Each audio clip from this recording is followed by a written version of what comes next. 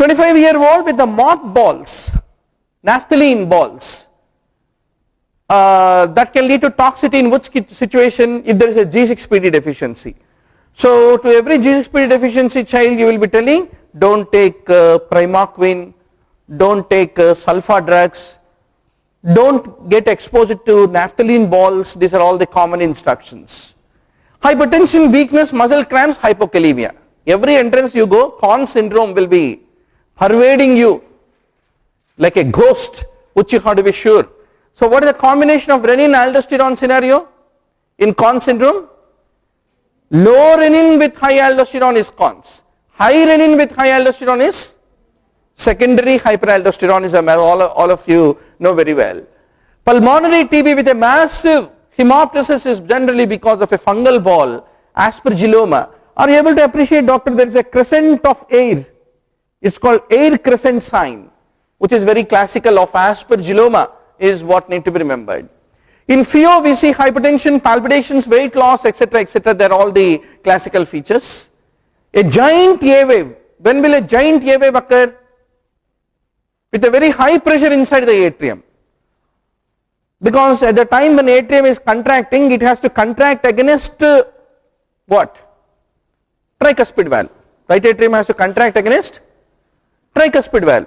Tricuspid valve has to open up against right ventricle. Right ventricle has to open up against pulmonary artery. Any high pulmonary arterial pressure or a high right ventricular pressure or a stenotic lesion of the tricuspid valve will lead to the brunt falling backward on right atrium, which lead to a giant A wave. So there is a reason pulmonary hypertension, tricuspid stenosis, pulmonary stenosis. Aortic stenosis on the left side. So it won't lead to the development of any giant A wave, is what you need to understand. Then one question will come on Addy's pupil, Horner's pupil, Wernicke's hemianopic pupil, swinging flashlight test. These are all the things which you have to be sure, doctor. So Wernicke's hemianopic pupil typically occur whenever there is a lesion in the optic tract. So in this condition what happens? Whenever you throw the light on the temporal half on the same eye or the nasal half of the other eye, whenever there is a lesion in the optic tract, will not be able to elicit the light reflex. Whereas the nasal half of the affected eye or the temporal half of the other eye, then the light reflex is present, which is called Wernicke's hemianopic pupillary light reflex, which is a lesion of the optic tract. Why? Because in optic tract what fibers are carried? Nasal fibers of ipsilateral side and temporal fibers of the contralateral, temporal fibers of the ipsilateral eye and nasal fibers of the contralateral eye are the ones which are basically carried in the optic tract, is what we need to remember. Then what is Dubin-Johnson, rotor, Crigler-Najjar type 1 or type 2? Where is complete absence of glucuronyl transferase, which is one of the favorite question of the state question bank, which you have to be sure.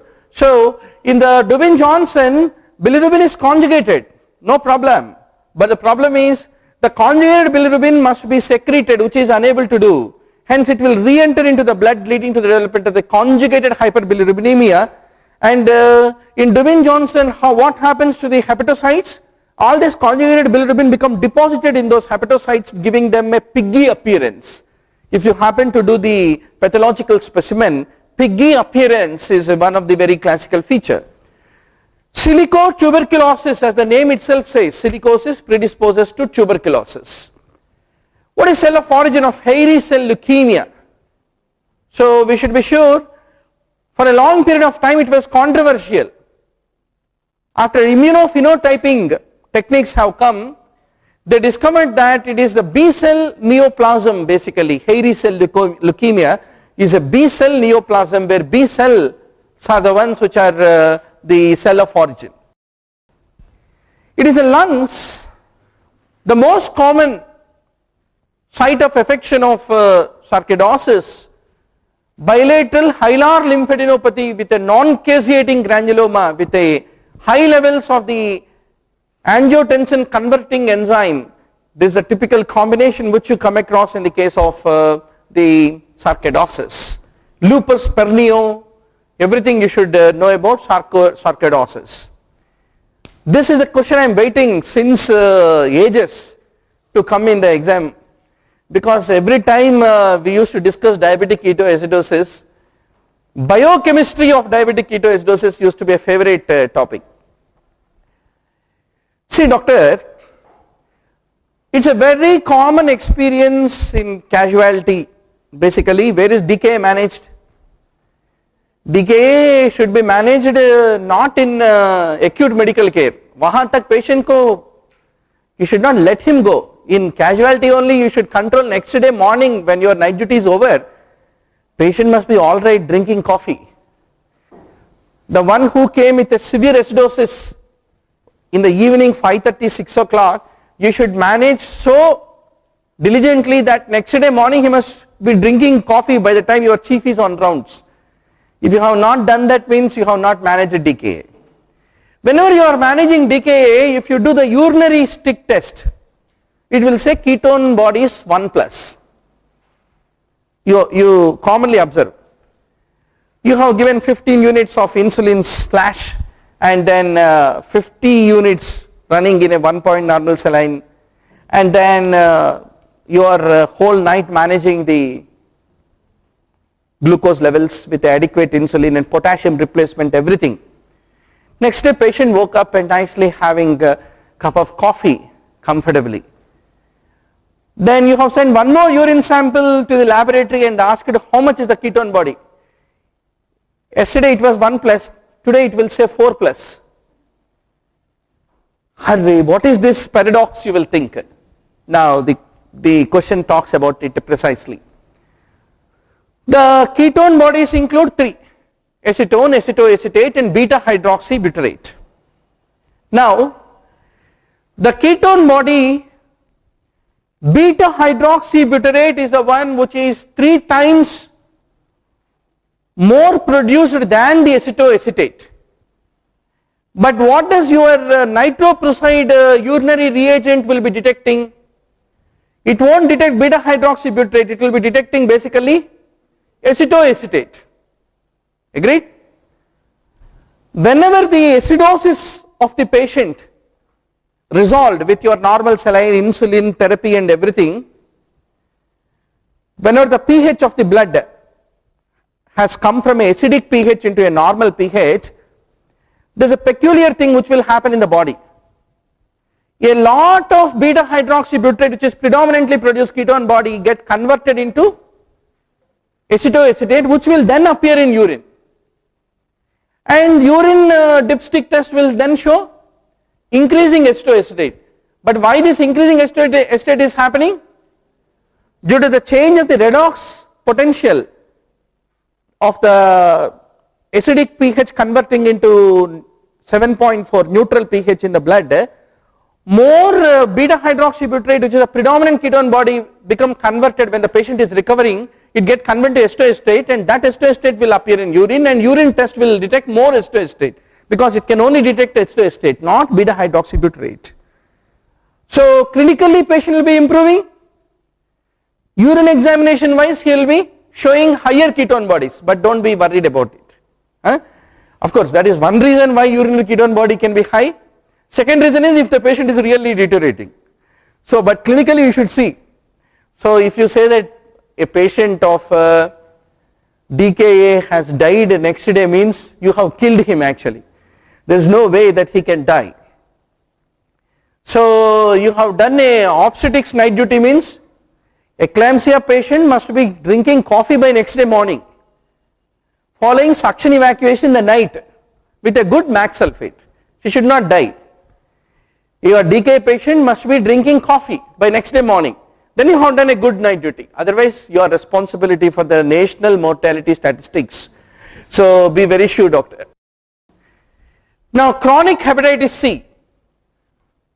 So there will be 1 paragraph or 2 paragraphs on management of chronic hepatitis C which you have to study. So it is the pegylated interferon alpha 2A or 2B along with the antiviral drug ribavirin for a period of around 24 to 48 weeks, not hours. Be very sure. 24 weeks means our coaching program duration. So 6 months to 12 months, you have to be sure for administering it. It depends upon, whenever a patient has hepatitis C, first thing we do is which strain of hepatitis C it is. Serotyping you have to order. By knowing serotype, you know whether patient will respond to the pegylated interferon therapy or not. Depending upon the type of strain, you will decide the duration or whether to give it or not. So that is a protocol of management of the hepatitis C. So pegylated interferon is polyethyl glyconate or gluconate, whatever. So by adding that PEG, you will increase the efficacy of the interferon when you deliver it to the patient. So pegylated interferon is more superior than the conventional interferon. So if you give pegylated interferon along with the ribavirin, that is considered to be the treatment of choice.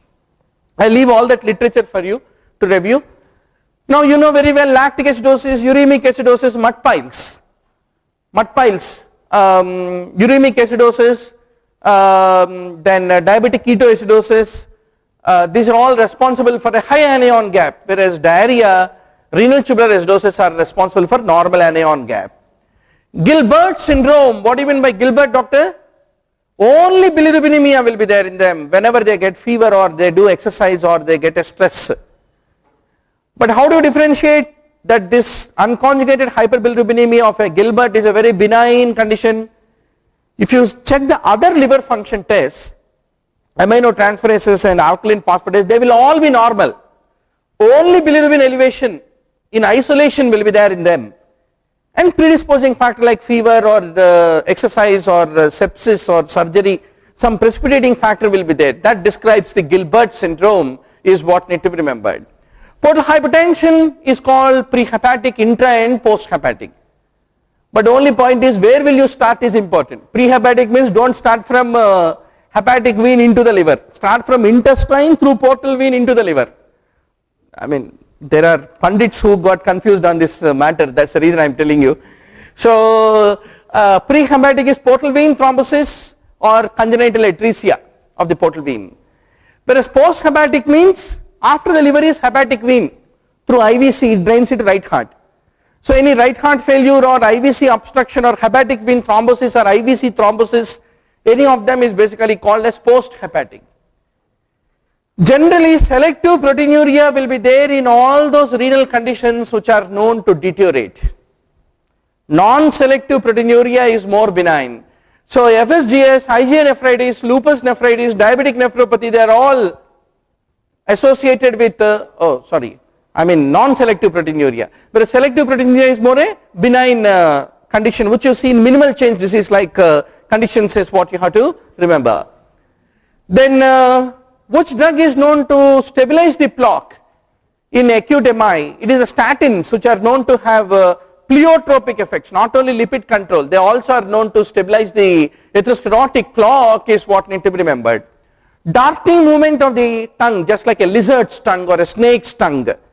Patient puts out the tongue, puts back, puts out and puts back with a shivering nature is typical feature of the Sydenham's chorea. So milkmaid's grip, flycatcher's tongue, they are the two terms we need to remember in relation to chorea. Movement disorder is what need to be remembered. This is a good question. Dark field examination, where can you use to detect the spirochetes in syphilis, where you cannot use, is an important issue. The oral lesions will be teeming with spirochetes, but the only place which will give a meaningful result if you want to do dark field examination is on the lips. So that is the reason, doctor, the inner oral lesions, they are not the right location for what you call genital and, in fact, genital and oral lesions. They are the places where dark field examination, if you want to detect spirochete, will be negative, is what need to be remembered. Postural puncture headache has nothing to do with male versus female, it is equally predominant in both, but more in the pregnant, more with multiple punctures, younger age is more frequent and a wider bore of the needle is also more commonly responsible. What are the 6 H and 5 T's you need to remember whenever a person comes with a pulseless electrical activity and you are doing CPR?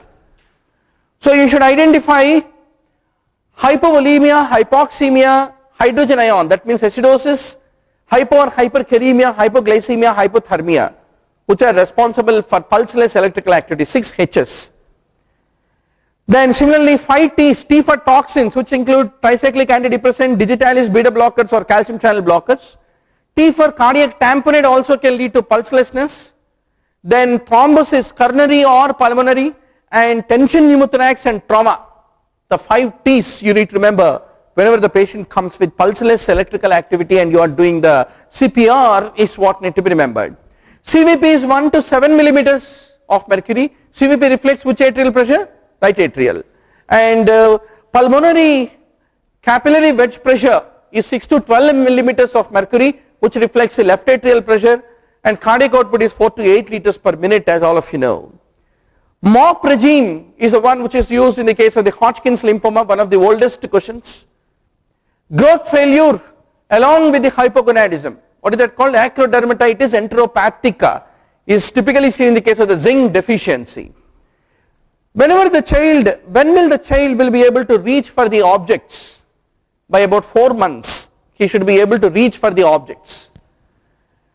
I think that was the next question. In this question, how do you elicit the hearing capability of the child? By 7 months, he will be familiar, he will be turning to the familiar voice around the room. Then 9 months he will be listening attentively to familiar everyday sounds and searches for very quiet sounds made out of the sight. So these are all the typical developmental milestones. Whenever there is idiopathic club feet, how do you basically manage in a 2-day-old child? It's called as the kites technique of manipulation. You have to teach to the mother to do the manipulation. So club foot at 5th year, what do you want to do? At 2nd year, what do you want to do? At the 10th year, a burnt out case, what do you want to do? Similarly in congenital dislocation, based on the age, how do you manage? One question is definitely going to come. Now when will the child can be able to reach for the objects? By 4 months babies will start to search to reach for the objects, but even at the 9th month if they are unable to do so, 4th and 5th are very close. Even 5th month he doesn't do, okay, you can wait for 6th month. But 9th month also if he is unable to reach for the objects means you have to really bother about the child. Assuming there is pulmonary hypertension which will reverse the shunt and make a cyanotic into a cyanotic heart disease is basically called Eisenmenger. Ibuprofen is the one which is used to close the PDA. So how do you remember, doctor? Prostaglandins keep PDA patent, PPP. Opposite to prostaglandins are brufen, which will close the PDA. Now rabies is the one which known to affect the limbic system predominantly, that leads to hydrophobia, etc., etc. Then respiratory syncytial virus, how many suspected pneumonia? How many answered as pneumonia? I too was tempted to, then I just checked whether pneumonia also RSV implicated or not. So it is definitely implicated. Croup, pneumonia, bronchiolitis, all the three are basically caused by the respiratory syncytial virus. Weight for height is an important indication of a long-term nutritional deficiency. Whenever there is nasal discharge, low-grade fever, but stridor both for inspiration expiration means it is a very status kind of a condition where you have to give the epinephrine along with budesonide. Nebulization is the one which you have to basically administer in view of both stridor in inspiration and expiration. Seborrheic dermatitis can be found in HIV positive patients, Parkinson's disease. They are the two important scenarios which is caused by malassezia basically. This is how the scalp line and the eyebrows with the red skin and scaling which is called as seborrheic dermatitis. It may even be found even in the case of the newborn children where it is called cradle cap. Cradle cap is the other name given. Erythema nodosum leprosum lepromatous leprosy. One question invariably on leprosy. Without that there is no question paper. Apple jelly nodules in the case of the lupus vulgaris, which is cutaneous tuberculosis. Erythema gangrenosum like this is typically a feature of the Pseudomonas aeruginosa. Anybody comes with this kind of lesion, you will suspect potential diabetes. You have to get the glucose tolerance test done and fasting glucose ordered whenever a patient comes to you with Pseudomonas aeruginosa's erythema gangrenosum lesions. Methoxylin, what are all the various conditions where we use it? It is also called xanthotoxin, psoriasis, eczema, vitiligo, cutaneous lymphomas, and in conjunction with the PUVA therapy it is basically given, and by giving methoxylin it will make the skin cells to become more responsive to the UVA light. That is the main basis of administering it. MAC is minimum alveolar concentration, I think easiest question, but you must be sure factors affecting MAC, age, sex, pneumonia or lung conditions and systemic conditions. Which conditions affect MAC, which do not affect? That big list, you have to be 200% sure, doctor. So what are the various stages of surgical anesthesia? Stage 1 is disorientation, 2 is delirium, 3 is surgical anesthesia stage 3, stage 4 is stoppage of respiration, etc., etc. So you should be reviewing the stages of anesthesia. Nitrous oxide is known to diffuse into the gas containing spaces, so that's the reason somebody who has got a chance of pneumothorax or a bulle, you should be careful to give the nitrous oxide because it can lead to development of the gas containing spaces into that it can diffuse into. Post-spinal headache is because the CSF leak from the dura. I think we had 2 questions, but one question from the Kolar paper and one question from the Comet K, I think Comet K. So but definitely post-spinal dural headache is there in the question bank of the examiner sitting there. You have to read everything, anything about it. Then in which stage of inhalation anesthesia you want to place the endotracheal tube? So basically stage 3 is divided into plane 1, which is called intubation phase, plane 2 is called surgical phase, plane 3 is called deep phase. So accordingly you must be sure that it is a plane 1 during which the endotracheal tube is basically passed in the stage 3 is what you have to be very sure. I think this is a little more evolved question compared to which stage is called surgical anesthesia, which was a easier question, but definitely stages of anesthesia is a favorite topic sitting on the examiner's question bank. Attention deficit hyperactivity disorder, this time a peculiar question has come. There is a relation between thyroid hormone resistance and the presence of attention deficit hyperactivity disorder. So there is a reason this association must be well appreciated. Clozapine is the atypical antipsychotic, so you should know classification of antipsychotics. Clozapine leads to agranulocytosis, important side effect frequently asked in the entrance. It does not carry the extrapyramidal side effects which are more common with the typical antipsychotics. It is very active selectively only on the D4 receptors without affecting D2 receptors, another important question. So it is the one which is known to reduce the suicidal tendencies in the schizophrenic patients, as all of you know very well. Restless leg syndrome is very common with the caffeine. So beware of all your coffee drinking classmates in the reading room who will be using restless leg. Virtually the table, reading table will be shaking. So some classmates will be studying like pop musicians in the reading room. So today or yesterday, when was it? I was going through an article, reading together as a group is good or alone is good. I think today's paper, I think. So even papers have no other thing to write. All sex scandals, political scandals, everything is over. So now they are coming on other things of what is a better preparation strategy, reading, sitting in the toilet, or tie yourself with a rope and ask everyone to leave the home and then sit and study, because you have a tendency to run away from the chair. So these are all the issues on which they are doing research. So dual serotonin norepinephrine reuptake inhibitor. So classification is important, doctor. What are SSRIs, what are SNRIs, etc., etc. So duloxetine, it is used for alleviating the pain of the diabetic neuropathy and fibromyalgia syndromes.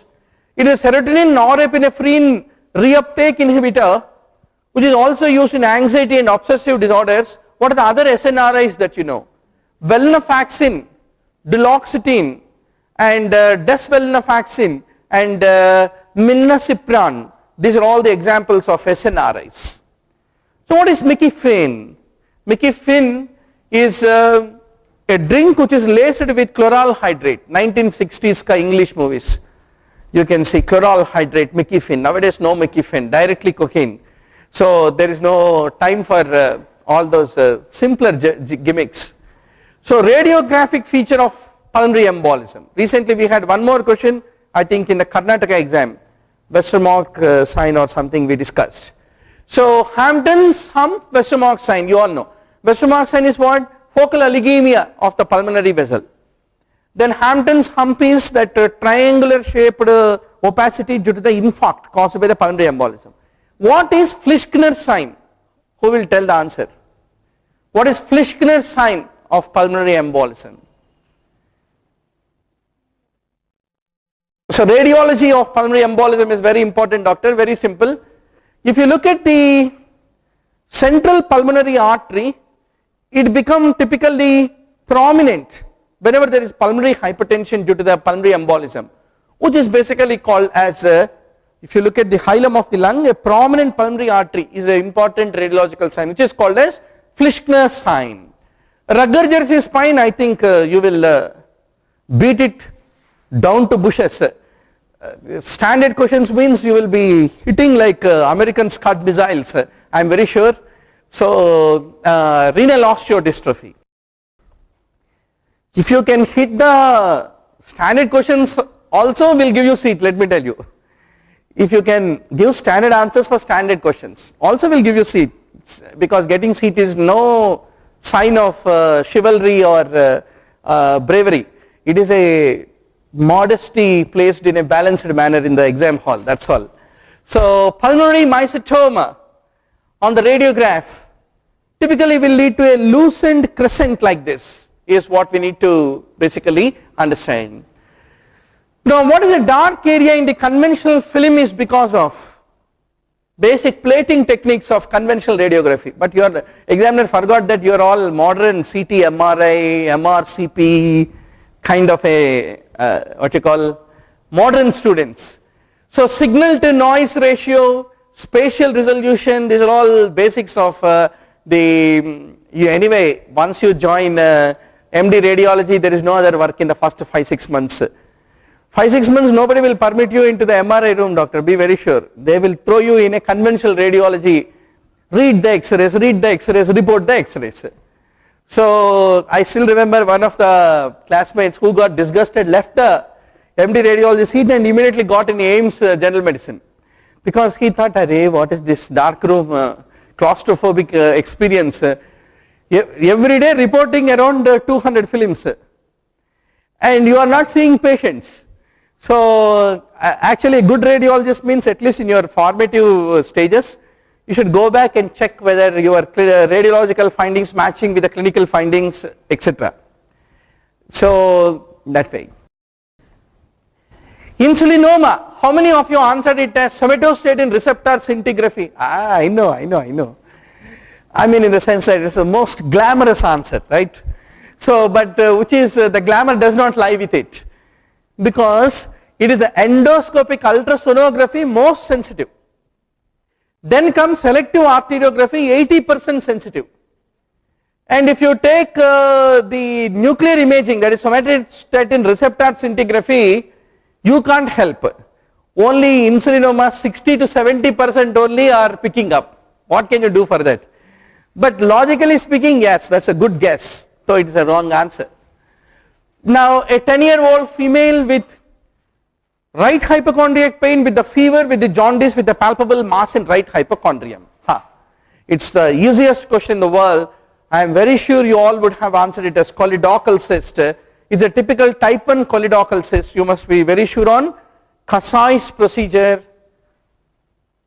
portoenterostomy. How do you do, when do you do, differences between types of choledochal cyst, most common is which type, all these things you have to be, most common is which type? Type 1 only, no? Yeah, that's right. Now bilateral multicentric carcinoma breast is lobular carcinoma. This is one of the easiest question. How many answered it as central zone? Can raise the hand. I know. So there is a difference between central zone and periurethral transition zone. See, generally what does our mind think? There is a peripheral zone and what?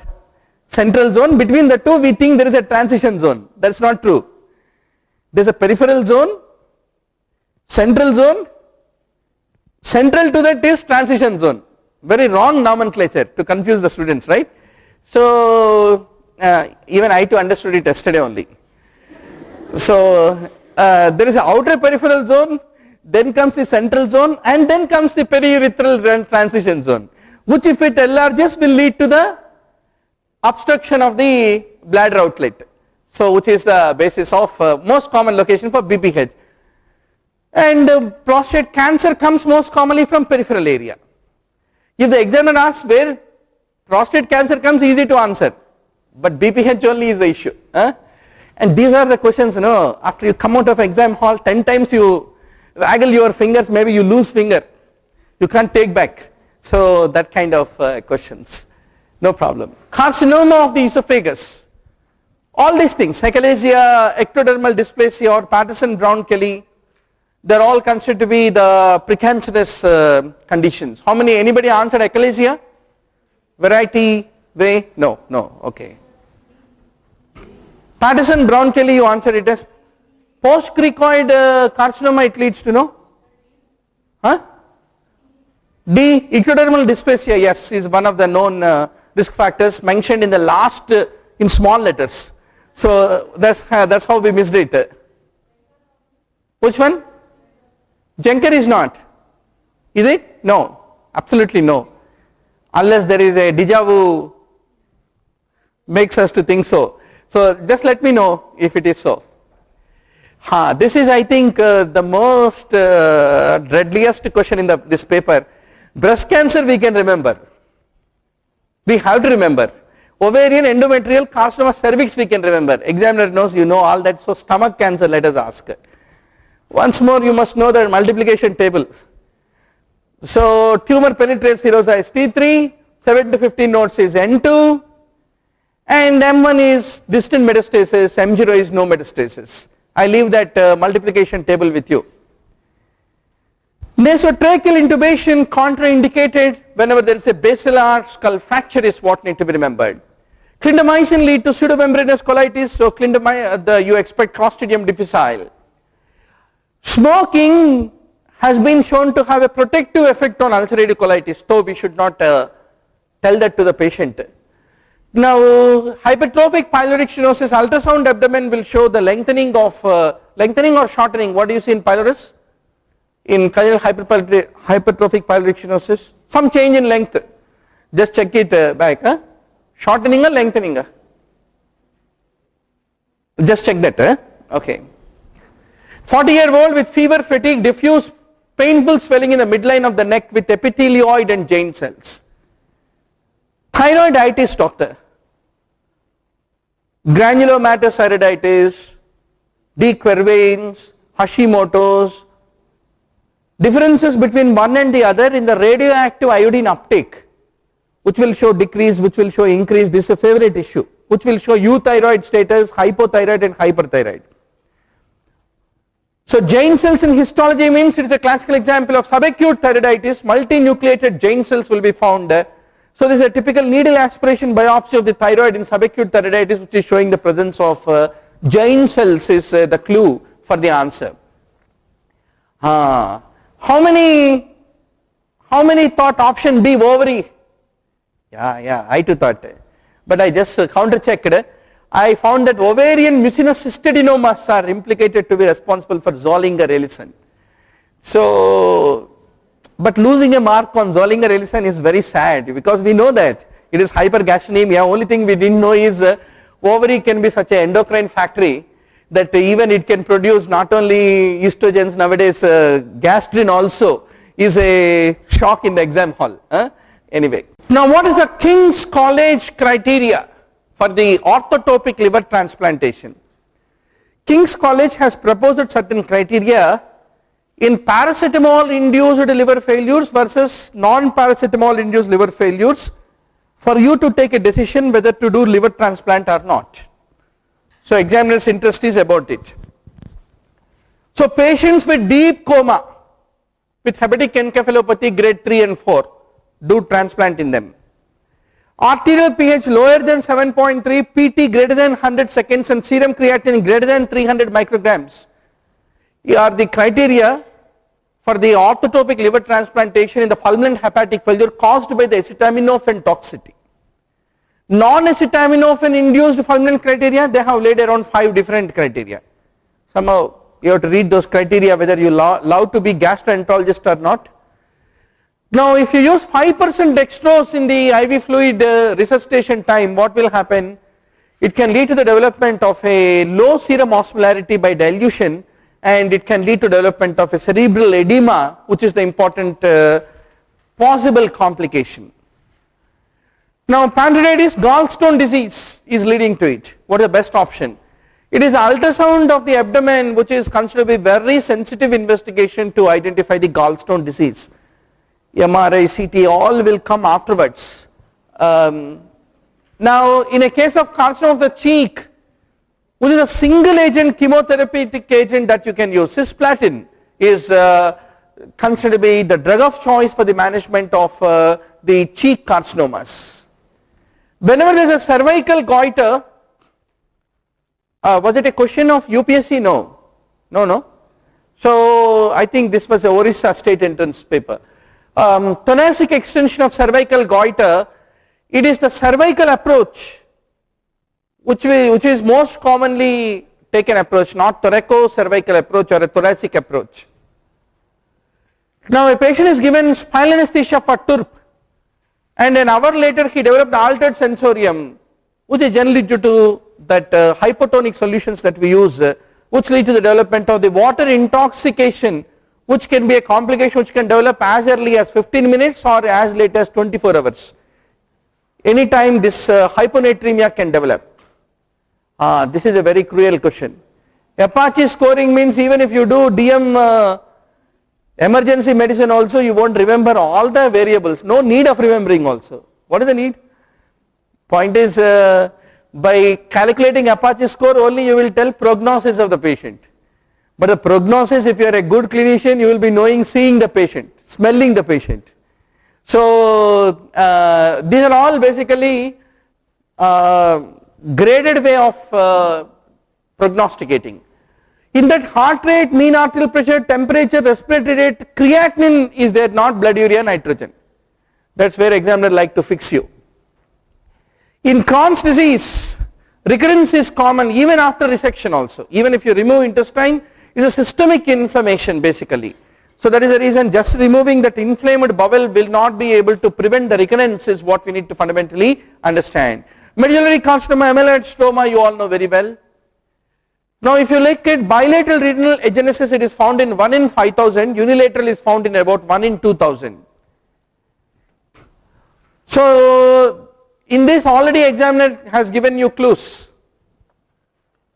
How much of energy is required and how much glucose is going on, and you are asked to calculate whether it is adequate or not. Only thing you need to know is how much 100 grams of dextrose will be yielding energy. It will be giving 375 calories. So the patient is having 20% of 300 grams is 600 grams of dextrose. that will be able to provide 2250 kilocalories, and he basically requires 64 into 40 calories per kg body weight into 64 kgs, 2560 more or less he is receiving adequate calories, because the main caloric supply comes in TPN not from lipids or proteins but from the carbohydrates is what we need to appreciate. Tips is basically between hepatic vein and the portal vein, as all of you know very well. Now airway, breathing, circulation, that's what you have to do in road traffic accident. Midline swelling is thyroglossal cyst which require removal of even hyoid bone, which is called Cistern's operation. Dumping syndrome, why does it happen? If you happen to do a peptic ulcer surgery, you are doing anthrectomy. By doing that, the capacity of the stomach becoming smaller. The moment the person eats food, a small capacity stomach will push it into the duodenum very quickly, and that quick transport of the food bolus from the small sized stomach into the duodenum will lead to the dumping syndromes. Similarly, if you happen to remove the vagus, then the motor activity of the stomach is affected. That also promotes dumping. So that is the reason dumping syndrome is least possible in highly selective vagotomy, where you are not removing any part of stomach. So you are not removing the reservoir capacity of it, and you are only removing nerve fibers of Latarjet. So you are only affecting acid production, not affecting motor activity. Hence highly selective vagotomy neither affects the reservoir capacity nor it affects the motor activity, hence it has a least chance of the dumping syndrome is what need to be remembered.